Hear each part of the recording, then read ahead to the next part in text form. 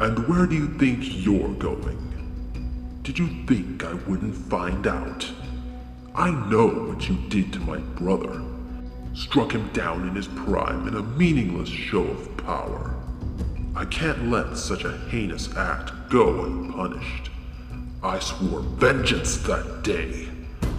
And finally, I shall have it. For I have arrived.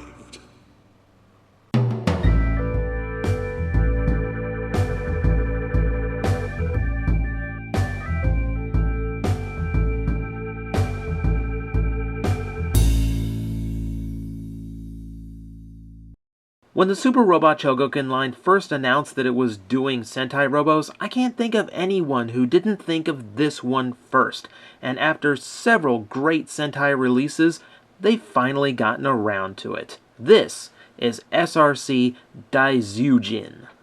If I mispronounce that, I do apologize, but my tongue is American. Please don't hold it against me. And as such, for the sake of simplicity, and because this guy will be coming out in America as the original Megazord, I'll be referring to him by his Power Ranger terms, just so I can keep everything straight. So Sentai purists, yeah, don't hate me. We're taking a look at the details first, though you probably know all the details already. I mean, anyone who's into Sentai or any kind of tokusatsu probably knows this design by heart. You have the original Megazord done up really nicely with a lot of really good paint apps in the head, a little bit of yellow on the front of the horn, traces of white along the sides, and a little bit of black around the yellow eyes in order to make them pop a little bit better. Really brings them out. You can see on the chest, nice silver. I love Bandai silver, as we all know. And then all the detailing on the shoulders accurate to the show rather than the American toy, which changed up all the stickers on some parts. And you'll note, see a little bit of shadow there around the edges? Yeah, this is not just painted on. All of these details are sculpted in and then painted. Gives it such a great layer of depth. It really brings it out so well. A lot of the little details in the midsection. You can see little traces of silver on the inside just to give it a little bit more of character. Around the rear of the pelvis, and all along on the arms. The stripes from the mastodon, very accurately represented all the way around. We look to the back, so you can see it up close here. Again, very nice Bandai silver, though the guns have a little bit of poetic licensing to them. They're not quite how they looked in the show or the toy. They still look close enough, though, and they still look really good. This is where it kind of takes a little bit more from the show than the toy. In order for a little bit more articulation, the Tyrannosaurus's tail has been split, as accurate to the show, as well as a little bit of licensing on the feet for the Tyrannosaurus, which are embedded in the thighs. I did check the show. That's actually accurate to how it looked, right down to the red tracing around them. Though the butt is actually supposed to be black, the red doesn't go past his waistline. Never mind why I know why his butt was black. It's research. Just research. Well, actually, a lot of little details I really like. Look at that. A little bit of red and black on the back of the Triceratops. I mean, you really wouldn't notice that. I mean, really no reason to paint it. Same with the ankle. The ankle's silver, just to make it a little bit more colorful. No real reason, though. Other than just, it looks good. You can see all the detailing around the treads inside, as well as the paint apps on the side to represent the lines from the show or the original Sentai toy. Again, it's all molded in rather than just simply painted on.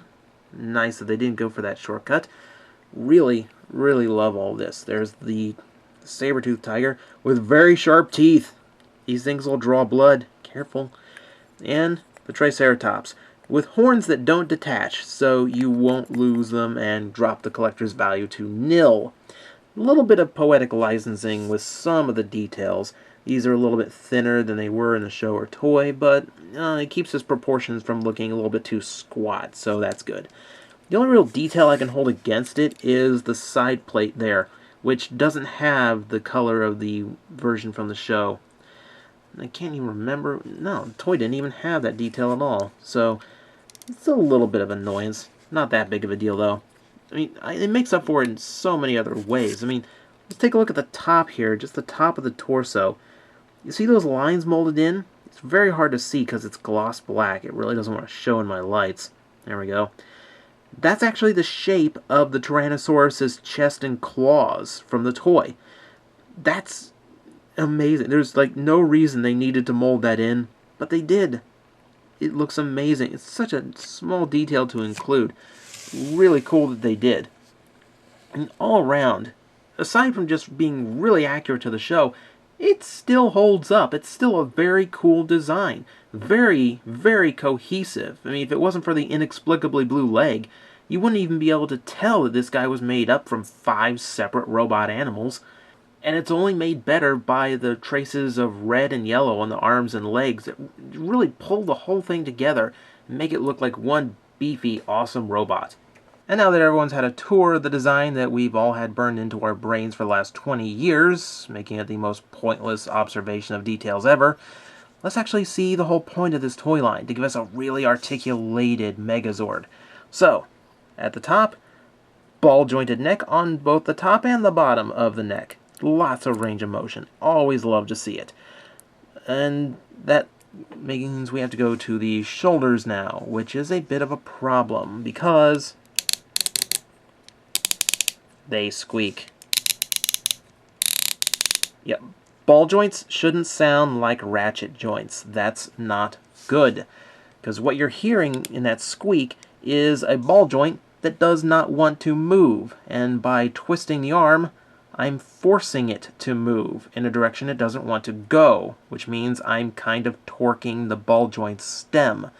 That's not good, because eventually it wears down, it fractures, it breaks, it ruins your expensive import. I've seen it happen to Figuarts. It's not good. And unfortunately, it seems to be a widespread issue because I know a lot of people who have the exact same problem with theirs.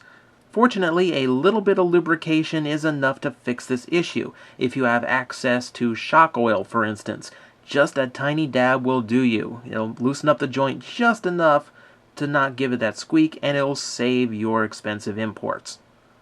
But beyond that, we also have a hinge joint in the shoulder, allowing it to move out to the side, as well as a joint on the armor, allowing the arm to go up as far as it can without just looking really dumb. One more thing the shoulders do that I absolutely love. Check this out. You get a separate hinge on the inside of the chest that brings them forward. This allows you some much cooler sword poses, as well as allowing a lot that you normally wouldn't get out of a robot figure like this. It's a really thoughtful joint to include, and really allows a lot of extra posing for you. You also have the bicep swivel, as well as double jointed elbows, which are very nicely done, keeping it from looking too weird. Everything still looks connected and jointed. It's something I really like. A wrist joint to bend inward really helps on the sword poses.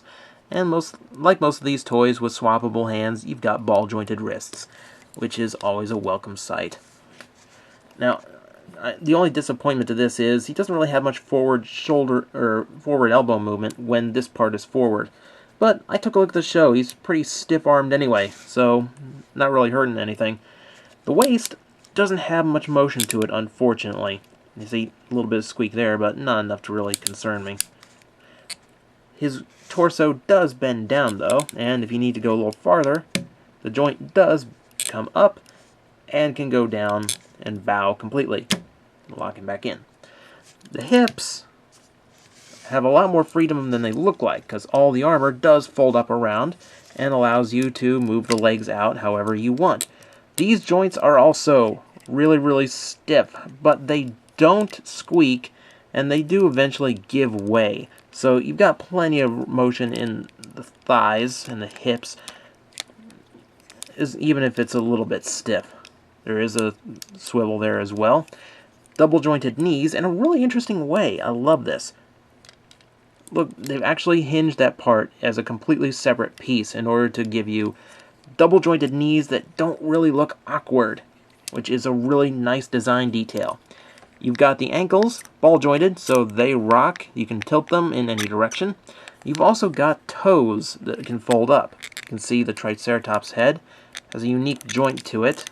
if I can get a pose that works. There you go. To allow it to tilt if you want any more detailed poses. And over here on the Saber-Tooth, you have to actually move the legs back so not to disturb the look of them in order to get the foot to move. Which I actually really like that. They could have shortcutted this so easily, and yet they didn't. Keeps the integrity of how it looks. I like that. You can see there is just a ton of articulation. Even if there is a little bit of it that's problematic, a little bit of oil will fix it. And you get a ton of great poses out of it. A lot more than I'm sure the original suit was capable of. So you've actually got something that's a little bit more exciting than your childhood might remember. And of course, being an import action figure, he does have swappable hands, 6 in all. Aside from the closed fists you saw on the toy by default, you also have these relaxed and open hands, and you also have these standard holding hands with gaps through them and a nice tight grip to them. Is it just me that wishes they had like a smaller set of hands to go on him? Maybe human-shaped hands like they were in Silver Gloves or something? No? It can't be just me that noticed that in the old show. Come on. Even as a kid, I caught that. In fact, I caught it every time he reached for this. The Power Sword. Oh, isn't that an iconic sword from our childhood? Why is there no roleplay weapon for this? Oh well. Beautifully represented here. Again, it's Bandai Silver, and there's a ton of it. Looking absolutely awesome. Like some beefier version of He-Man's sword now that I think of it. There's a little bit more extra creativity going on here with the gold paint app breaking up the silver a little bit. Of course, normally the whole thing is silver, and actually in the show that inner molding is actually dark gray from what I remember. So this is not accurate to anything that I've ever seen from him. But it looks good, so I'm not going to hold it against him. And of course he gets the Mastodon shield as well. Very well painted all the way around. A lot of dark gunmetal gray for the tusks, which were silver in the original show, so I don't know, a little bit duller than I remember it. But all the other paint apps are here. Very well represented. Holds on normally.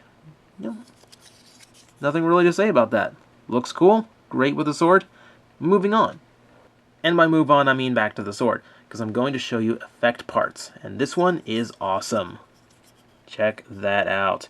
And all the tons of lightning bolts all the way around. This smoky white plastic, or painted plastic rather. Such a nice job. This is a sheath that goes over the sword and allows you to pose him with an energized sword ready to strike down Rita's monsters. Okay, fine, Bandora's monsters. Are you happy now? Sheesh. Looking really cool. I do wish I could see the sword through it, though, so it looked more like just the lightning bolts were coming off the blade. But I'm getting picky now. It looks awesome. I really love this part. And one more lightning-based effect part for you. This is a blast from his horn, which he didn't really use that often in the show, but it still looks really cool with a two-tone lightning bolt of energy, and fits very snugly onto his front horn. Looking very cool. Gives him some variety. I like it. And one more feature I do need to show off, and that involves the back guns, which actually are on ball-jointed stems, allowing you to flip them up over his chest as shoulder-mounted guns. This is awesome. It's not something the original could do, but I can forgive it because it's something the original should have always been able to do. Seriously, even as a kid, I wondered, what am I supposed to do with his guns? They don't fit in his hands. I can't mount them anywhere. They're just on his back being useless. Well, now they have a point.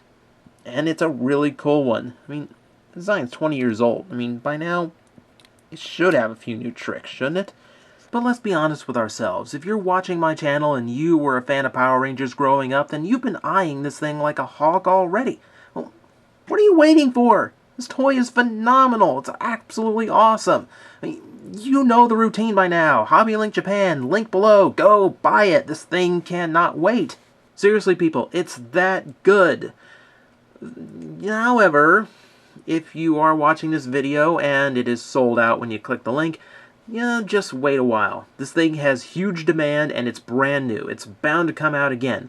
And the second release of him might actually fix that shoulder issue. So, you might want to wait for a second release.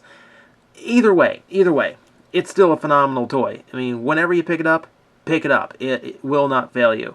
And, speaking of, it's 6 inches tall. It's even bigger than some of the Super Robot Chogokins I've already reviewed.